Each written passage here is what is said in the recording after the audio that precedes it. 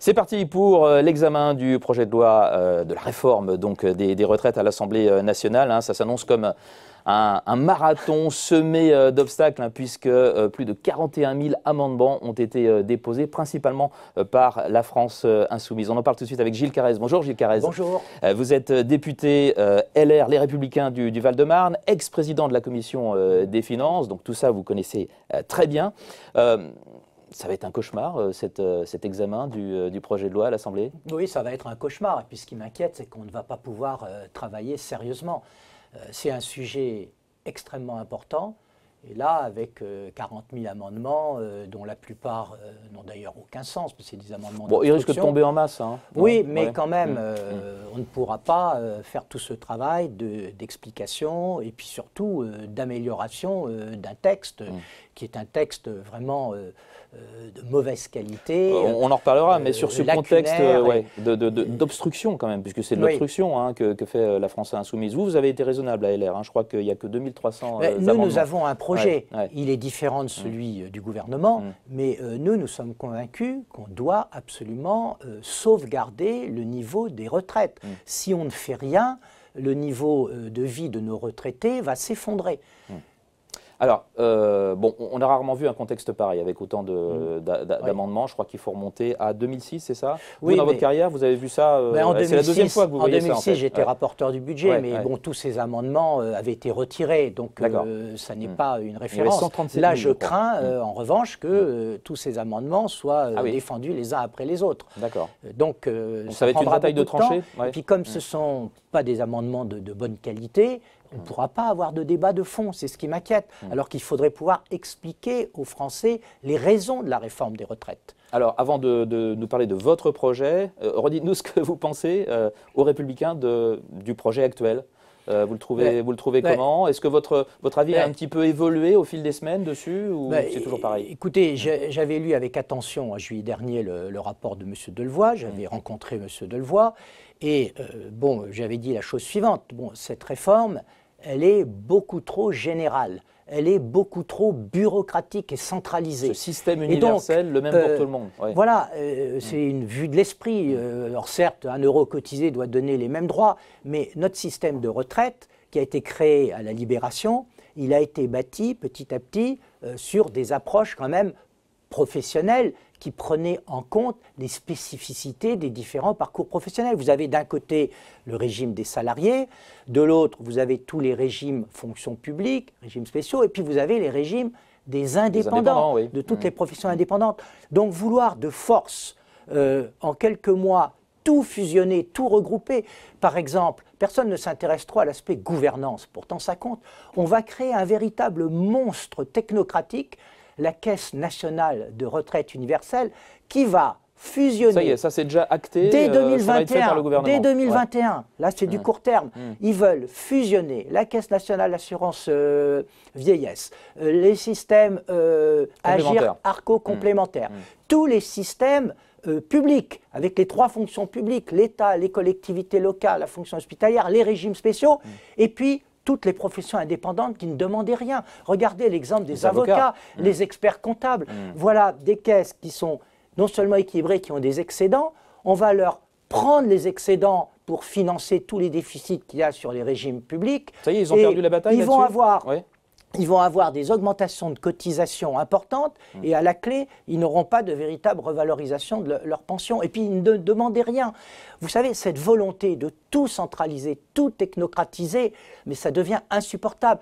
Il va y avoir à la tête de cette Caisse nationale de retraite universelle un directeur nommé par l'État et toutes les décisions que prendra cette caisse devront être validées par des décrets, par des autorisations de l'État. On avait en France, plus centralisé, encore plus étatique. On avait en France, dans le domaine des retraites, le rôle très important des partenaires sociaux. Regardez les systèmes Agir, Arco. Bon, ils ont pris des décisions parfois difficiles, notamment en 2015, pour équilibrer, mais ils faisaient tous leur travail. Et tout ça va être détruit au profit d'une sorte de bureaucratisation, étatisation, fonctionnalisation. Ça n'est pas sérieux.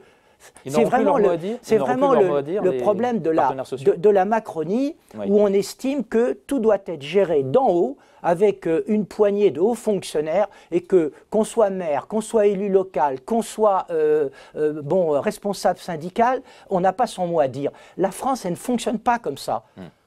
Donc, il y a aussi des zones d'ombre. Vous dénoncez des zones d'ombre. Et alors, vous n'êtes pas les seuls. Le calcul du point, par exemple. Non, mais les zones d'ombre, c'est plus que des zones d'ombre. Je reprends l'expression du Conseil d'État, qui a donné un avis. On n'avait jamais vu ça. Le Conseil d'État dit que les perspectives financières sont lacunaires. En langage du Conseil d'État, ça veut dire que... C'est quand même rare dans la bouche, entre guillemets, du Conseil d'État. Les données financières sont totalement exclues. On met la charrue avant les bœufs, là. Mais bien sûr. On parle des finances plus tard. Quelle a été la préoccupation des gouvernements depuis 30 ans, de droite comme de gauche, mais notamment de droite et du centre, sur les réformes des retraites? Ça a été d'abord de maintenir le niveau des retraites. Parce qu'on a un système qui est un système par répartition, qu'il faut absolument consolider, et qui fait que ceux qui sont en activité ce n'est pas remis en cause, ça. Payent. Ouais, ça n'est pas remis en cause, mais au fil du temps, de l'augmentation de l'espérance de vie, du nombre de retraités, le rapport entre ceux qui payent, les actifs, et ceux qui bénéficient d'une retraite, s'est dégradé. Donc il faut prendre des mesures. Oui. Et donc on a pris au fur et à mesure, en 1993, en 2003, en 2010, quand on est passé de 60 à 62 ans, on a pris des mesures pour rééquilibrer. Donc sous l'empire, quand même, d'éléments financiers. Et bien là, on nous fait une réforme gigantesque, une réforme monstrueuse, sans se préoccuper de finances. Qu'est-ce que vous comprenez au futur calcul du point? Eh bien, je dois vous dire que je n'y comprends rien.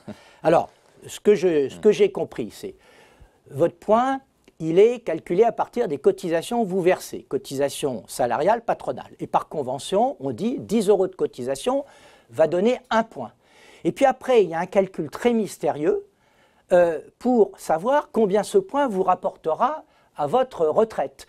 Et j'ai été voir justement M. Delevoye dès l'été dernier pour me faire expliquer comment, avec 10 € cotisés, arrive-t-on, ils appellent ça une valeur de service du point, à 55 centimes d'euros. C'est-à-dire rentabilité de 5,5. Rendement de 5,5. Voilà. Comment on trouve ça?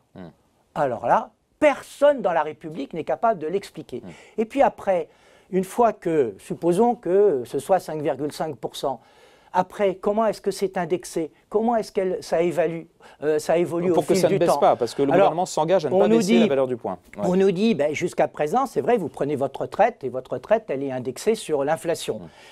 Là, ils nous disent, on va l'indexer dans le rapport Delevoye sur l'évolution des salaires. Bon, c'est un peu mieux, parce que les salaires, normalement... Des salaires, des revenus, voilà. Ça va être une moyenne des deux. Dernièrement, on nous dit, mais c'est sur les revenus. Voilà. Alors les revenus, pourquoi les revenus? Parce que comme ils veulent fusionner... Tout le monde n'est pas salarié. Oui, exactement. Mais avant, chaque régime avait son système. Là, ils veulent fusionner également toutes les caisses indépendantes, donc il faut intégrer les revenus, sauf que, monsieur, cet agrégat, ce critère, il n'existe pas. Il va falloir le construire. Et moi, je disais, par exemple, pour alimenter le débat, ça fait très plaisir d'ailleurs à M. Mélenchon, lors de la commission spéciale, mais regardez depuis 2 ans, grâce au prélèvement forfaitaire unique, il y a beaucoup d'indépendants, d'entreprises, qui, au lieu de se verser des salaires, sont versés des dividendes. Est-ce qu'on va mettre les dividendes dans le critère revenu? Non, mais c'est un revenu. On ne sait pas du tout, on ne sait pas du tout où on va. Et moi, c'est la première fois que je vois ça. J'ai une longue expérience de parlementaire. J'ai été 10 ans rapporteur du budget, 5 ans à la présidence de la commission des finances. Et je sais à quel point il faut être sérieux du point de vue financier. Rappelons-nous, notre pays vient de franchir les 100% du PIB en dette publique. Nous devenons un des pays les plus endettés d'Europe et on a des déficits très importants. Mais les taux sont tellement bas, on lui dit que ce n'est pas un problème. Et donc, on n'arrête pas de nous dire que ce n'est pas un problème, mais le jour, et ça viendra, le jour où les taux d'intérêt remontent, la France va être dans une situation dramatique. Donc je trouve que c'est irresponsable de faire une réforme des retraites comme ça sans se préoccuper du financement. L'universalité de la retraite, c'est par définition impossible, parce qu'on voit que certains régimes spéciaux vont être préservés. Il y a des injustices, on le sait déjà d'ailleurs. Il y a des injustices à réparer. Et la principale injustice, ce sont les régimes spéciaux, et notamment RATP, SNCF. Justice pour tous ceux qui n'en bénéficient pas. Voilà, parce que il faut que vous sachiez la façon dont vous voyez les choses. Oui. Nous, on paye des cotisations pour notre retraite. Mais on paye une deuxième fois en tant que contribuable pour financer la retraite de gens qui partent 20 ans avant nous ou 15 ans avant nous en retraite. On paye avec notre impôt sur le revenu pour équilibrer le régime de la RATP 8 à 9 milliards par an. Ou celui de la SNCF. Alors, il y a deux choses. Si je prends l'exemple de la RATP, on paye 700 à 800 millions sur nos impôts pour équilibrer le régime. Alors, il y a un aspect qui est normal, c'est le déséquilibre démographique, parce qu'ils ont plus de retraités aujourd'hui, compte tenu des diminutions d'effectifs, qu'ils n'ont d'actifs. Mais ce qui n'est pas normal, c'est de payer le fait qu'un conducteur de RER parte à 52 ans. Ça, c'est pas normal de le payer sur nos impôts. En ayant cotisé beaucoup moins, forcément, puisqu'un départ à 52 ans veut dire moins de cotisation. Il y a des éléments de justice à apporter. Alors nous, dans notre Alors oui, voilà, qu'est-ce que vous proposez justement? Dites-nous. Nous proposons d'abord... Déjà pas des grandes réformes, des grands soirs... Non, nous proposons d'abord, et c'est En courageux de notre part, et je sais que ça ne plaît pas, mais le rôle d'un politique responsable, c'est de dire la vérité. Il faut qu'on fasse comme tous les autres pays autour de nous. Il faut petit à petit augmenter l'âge de départ en retraite. Vous êtes sûr que tous les autres le font? Il faut. En Allemagne, non seulement on est passé à 65 ans, mais maintenant, ils sont en train de voter une loi pour passer à 67 ans. Nous pensons, compte tenu de notre démographie, qu'on peut tout doucement, un trimestre par an, à partir de maintenant, rallier l'âge de 65 ans à l'horizon 2032. Donc vous voyez, c'est très progressif. Grâce à ça, par année gagnée, on dégage 10 milliards de recettes. Et ces 10 milliards, qu'est-ce qu'on en fait? Eh bien, on met en place un système universel, là c'est le cas de le dire, sur la pénibilité, qui ne consiste pas à dire que parce qu'on exerce tel métier, c'est pénible, par exemple, conducteur de bus à la RATP, mais à avoir une approche médicale, une approche vraiment de la pénibillité, de l'usure qu'on connaît dans certains métiers. Il peut y avoir une usure sans qu'on fasse un métier pénible aussi. Oui, mais il faut l'objectiver. Et ça, compte tenu de l'augmentation du départ en retraite, de l'âge de départ, on dégage suffisamment de ressources pour mettre en place un système qui soit le même pour tous. Qui soit il y a quand même cette idée d'universalité aussi? Non, sur la pénibilité. Chez LR. La pénibilité doit être traitée de façon égale pour tous, universelle. Et puis, on met en place, et là on rejoint le gouvernement, on met en place, mais nous on le finance, un minimum retraite qu'on situe à 1 000 € dès 2022 et à 85% du SMIC. Mais la différence entre eux et nous, c'est que nous, c'est financé grâce à l'augmentation de l'âge légal, alors que eux, ce sont des promesses virtuelles. C'est soumis à plein de conditions, déjà, les 1 000 € de minimum, c'est soumis à plein de conditions. Regardez, oui, mais on peut un peu les élargir, mais à condition de financer les choses. Regardez ce qui se passe pour les fonctionnaires. Et notamment, ils ont traité les enseignants et les chercheurs. Ils disent, mais ils vont être augmentés. Ils vont être pénalisés, parce que jusqu'à présent, on prenait les 6 derniers mois d'activité pour calculer leur retraite, on va les augmenter. On va faire une loi où on augmentera de 500 millions par an chaque année. Mais qui peut croire de telles promesses? Pendant 10 ans, 20 ans, une augmentation de 500 millions, quand vous avez un pays dont la dette dépasse 100% du PIB. C'est toute chose égale par ailleurs, sans crise financière, sans pourquoi uniquement les enseignants et les chercheurs? Moi, je peux vous dire que les fonctionnaires des collectivités locales de catégorie C, c'est 80% de ces fonctionnaires qui ont des tout petits salaires, eux aussi. Heureusement qu'on prend les 6 derniers mois. Comment est-ce qu'on va augmenter leur salaire? Qui va payer? Voilà toutes sortes de questions, mais qui sont complètement passées sous silence.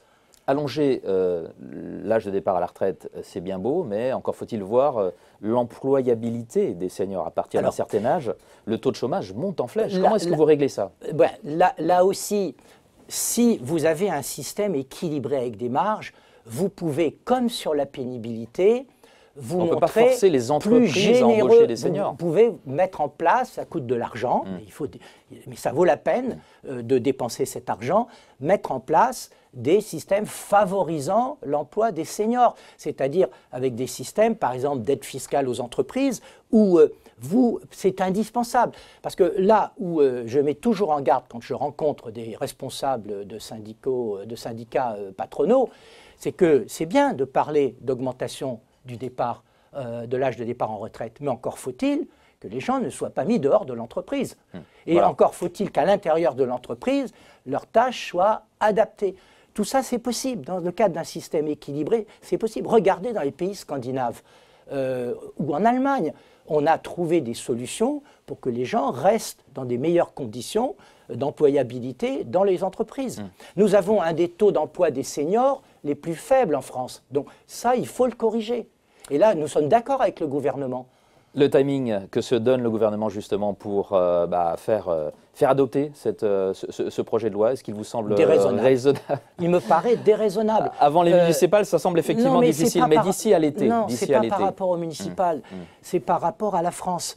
Regardez, il y a des oppositions partout. Chaque fois qu'on soulève une pierre, on se rend compte qu'il y a un problème. Moi-même, qui ai regardé vraiment avec un esprit au départ vraiment constructif, en me disant mais on a besoin de faire une réforme, donc je vais regarder ça de façon sérieuse. Au fur et à mesure que j'approfondissais tel ou tel aspect, je me rendais compte qu'il y avait des problèmes qui n'étaient pas traités. Donc le dossier, il n'est pas mûr, il doit continuer d'être concerté, d'être travaillé. Donc le gouvernement sera obligé d'avoir recours au 49.3, ça va être le 49.3? Non, il va passer en force. Oui. Alors soit passer en force, c'est le 49.3. Non, au bout de 3 semaines, au bout de 4 semaines, au bout de, je sais pas moi, de 2 mois à l'Assemblée. De toute façon, il a une majorité qui finira par le voter. Mais ce sera du très mauvais travail. Et puis les Français auront perdu toute confiance. Parce que l'autre problème, c'est que... Alors très vite, parce qu'on arrive à la fin de cette interview. Quand vous dites aux Français, voilà, il faut travailler plus longtemps, ils comprennent. Mais quand vous parlez d'âge pivot, vous parlez d'âge d'équilibre. Il y a ça aussi, hein. Il y a la conférence aussi de financement. Chacun a l'impression que sa retraite va baisser, il y aura beaucoup de perdants, il faut le savoir. Ça crée une anxiété générale. Comment voulez-vous réformer quand vous êtes incapable d'expliquer votre réforme? Donc la méthode de la droite, c'est on réforme par petites touches. On réforme, non, il y a une grande touche, c'est augmenter progressivement l'âge légal. Ça, c'est très courageux. Et par ailleurs, il y a deux grandes touches. La pénibilité, même critère pour tous, et le minimum retraite. Très bien, Gilles Carrez. Et ça, on ne peut le faire que si on augmente l'âge légal. Merci Gilles Carrez, on a bien compris. Merci Gilles Carrez, Merci. Député LR du Val-de-Marne et ex-président de la Commission des Finances. À bientôt, au revoir. Au revoir.